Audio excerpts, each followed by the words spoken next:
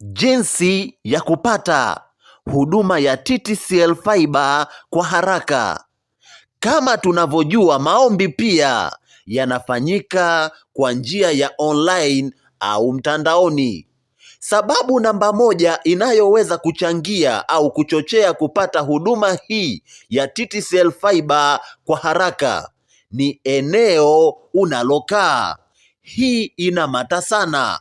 Mfano, eneo unalokaa, miundombinu ya TTCL Fiber kukufikia.